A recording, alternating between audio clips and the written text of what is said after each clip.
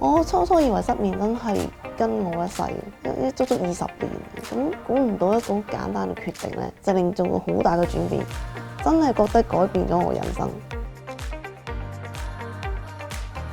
我叫家寶，我係曾經失眠咗20年。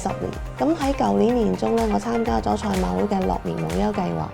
咁咧經過認知行為治療之後咧，解決咗失眠呢個問題，係醫翻好噶啦。直情而家係唔需要食安眠藥，已經瞓得到。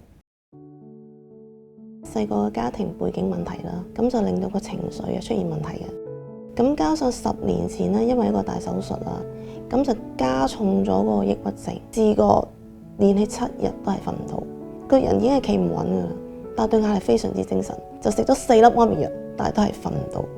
其實坊間好多方法我都試過，但係兜兜轉轉都係解決唔到失眠呢個問題。有個朋友咁，佢就有個好朋友參加咗呢個計劃，佢話家寶，既然你自己都冇晒辦法啦，佢話不如揾人幫下你啦。咁佢俾咗條 link 我之後呢，我就即刻撳入去就登記咗。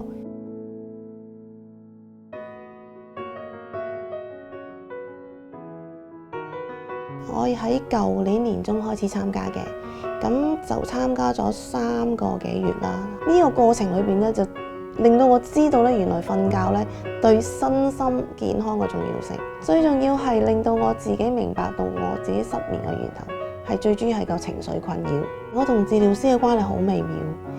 第一次見佢，我已經係覺得佢係我生命之中其中一個天使。因為我第一次見佢，我記得佢問咗我好多問題。佢話其實你係有啲咩困擾住你，咁我就同佢講我有抑鬱症，係啦，所以就跟住有失眠。佢聽晒我故事之後呢，就將我所有我揾唔到答案嘅問題，佢以佢專業嘅身份呢，係一樣幫我解答咗。咁我係揾到我想要嘅，真係我揾到一個答案，自己係冇辦法噶啦，係啦。咁我今次我真係好感恩。可以參加到呢個計劃，我好多謝我好朋友，我好多謝新姑娘。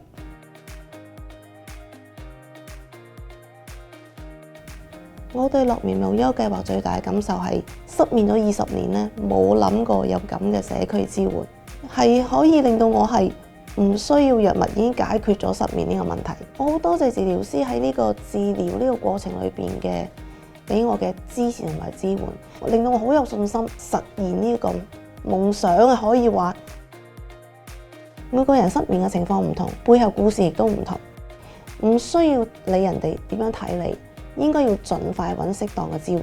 失眠咗20年，我以為跟一世啦，原來呢個夢想呢係好易做得到嘅，瞓覺自然瞓得着，係一件人人都做得到嘅事，理所當然嘅事。